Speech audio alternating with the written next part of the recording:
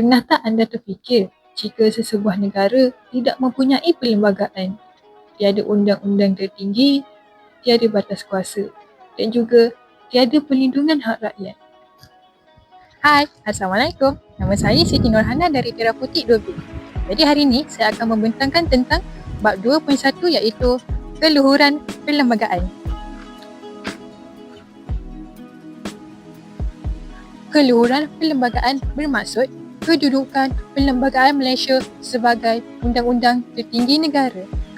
Ini bermaksud semua undang-undang lain yang dikubal mestilah selaras dengan perlembagaan. Jika bercanggah, maka undang-undang tersebut boleh terbatal.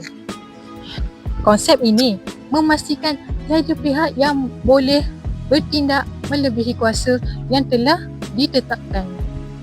Konsep ini dapat difahami melalui 3 perkara.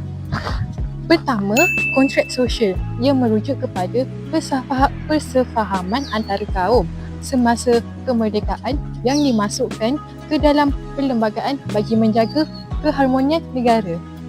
Persefahaman ini melibatkan perkara penting seperti kedudukan istimewa orang Melayu dan Bumiputera, kewarganegaraan kaum lain serta agama Islam sebagai agama persekutuan. Perkara-perkara ini dimasukkan ke dalam perlembagaan bagi memastikan keseimbangan hak dan tanggungjawab antara kaum dapat dikekalkan. Oleh itu, kontrak sosial menjadi asas kepada perpaduan dan keharmonian negara. Kedua, kandungan perlembagaan. Perlembagaan mengandungi perkara penting seperti hak asasi rakyat, struktur pemerintahan dan juga pembahagian kuasa. Selain itu, kandungan perlembagaan juga menjelaskan fungsi setiap badan pemerintahan supaya tidak berlaku penyalahgunaan kuasa. Pembahagian kuasa ini memastikan setiap badan menjalankan tugas masing-masing dengan teratur dan seimbang.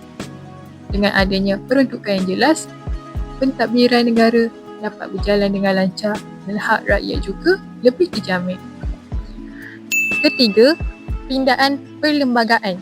Walaupun perlembagaan ialah undang-undang tertinggi, ia masih boleh dipinda melalui prosedur yang ketat supaya kestabilan negara terjamin.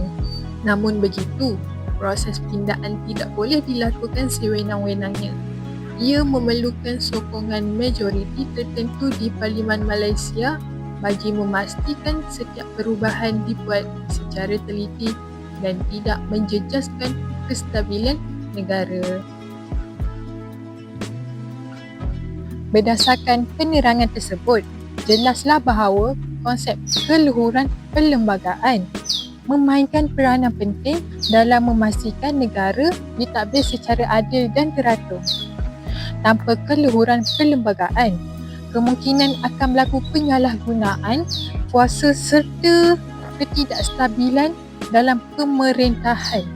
Oleh itu, setiap rakyat perlu memahami dan menghormati perlembagaan demi menjaga keamanan negara.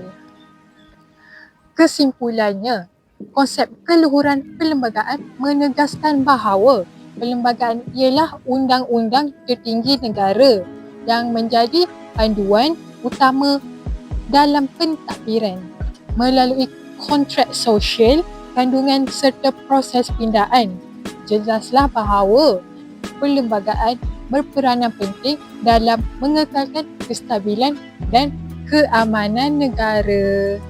Sekian, terima kasih. Bye.